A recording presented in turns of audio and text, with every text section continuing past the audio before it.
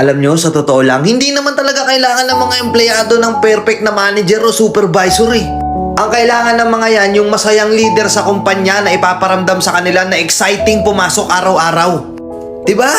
Sino ba namang gusto ritong pumasok sa trabaho nila na pagpasok nila salubong kagad sa kanila ng manager nila o bisor nila nakasimangot agad? Punong-puno ka agad ng negative vibes pagpasok mo pa lang sa trabaho. Isipin mo ang ganda ng tulog mo, buo yung tulog mo 8 oras.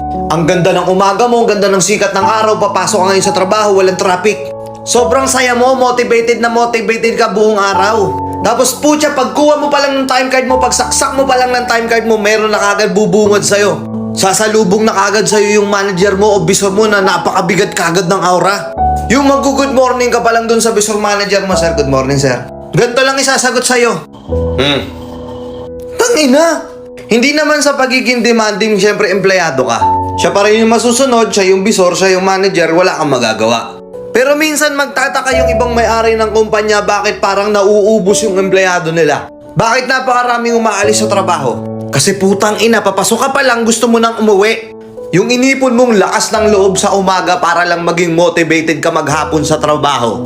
Putya, pagpasok mo pa lang, di ka pa nagsisimula mag-duty, gusto mo nang umuwi. Hindi ka na pumapasok dahil excited ka, dahil natanggap ka sa trabaho, sobrang saya mo, another fucking opportunity na naman sa buhay. Hindi. Kaya ka na lang pumapasok kasi para kumita, para sumahod. Pumapasok ka na lang para sa pera. Ito yung madalas na sinasabi ng iba. Hindi mahalaga kung malaki yung sahod mo o hindi. As long as masaya at healthy yung environment at community mo sa loob ng trabaho, magtatagal ka. Diba? For example na lang ganito. May dalawa kang tropa. Yung isa, ang laki ng kinikita niya dun sa trabaho niya. Yung isa, sakto lang. Minimum. O sige, provincial rate. Pero yung tropa mo na napakalaki ng kinikita sa trabaho, araw-araw na lang akala mo gusto na sumuko sa buhay. Ni hindi mo na rin makausap. Yung vibes niya, pag pinausap mo siya, akala mo laging bad trip. Na tipong kakauwi niya lang galing sa trabaho. Hindi mo makausap kasi sobrang dilim ng aura sa paligid niya. Na magtataka ka, kahit papasok pa lang siya sa trabaho, wala pang nangyayari, bad trip na. Tapos yung tropa mo na simple lang yung sahod, magkano lang, tapos tamang minimum lang yung sahod, putya, sobrang saya, sobrang happy. Alam mo, hindi tumatanda.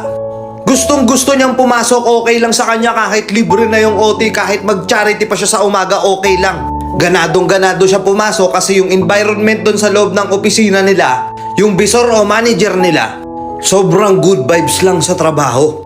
Pinaparamdam sa kanila na exciting pumasok araw-araw. Nagets nyo yung punto? Ikaw, tatanungin kita. Kung anong isasagot mo dito sa comment section, malalaman ko kung anong klaseng tao ka. Mas pipiliin mo bang above minimum yung kinikita mo pero sobrang toxic ng lahat ng tao sa paligid mo pagdating sa trabaho? Na halos gusto mo nang umuwi kahit papasok ka pa lang. Pinag-uusapan ka ng mga tao dun sa kumpanya kahit wala ka namang ginagawa. Hindi ka pwedeng magreklamo kasi kahit tama ka, mali ka, tapos kapag mali sila, kailangan tama sila. Yung tipong bawal kang mag-explain ng side mo pagka may problema ka sa kumpanya kasi sila yung tagapagmana. Sila yung super duper sip-sip sa kumpanya at wala kang magagawa. Okay lang ba sa'yo yun? O mas pipiliin mong tamang sakto lang yung kinikita mo pero araw-araw excited kang pumasok sa trabaho? Yung tipong hindi mo na tinitignan as katrabaho yung mga katrabaho mo kundi mas tinitignan mo na sila bilang mga kapatid mo. Na tipong sila na halos yung pangalawang pamilya mo.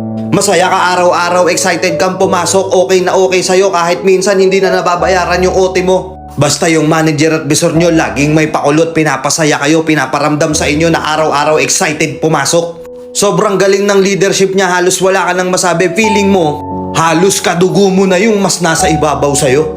Anong mas pipiliin mo dun sa dalawa? Ngayon babalik tayo sa umpisa. Sa totoo lang, di ba?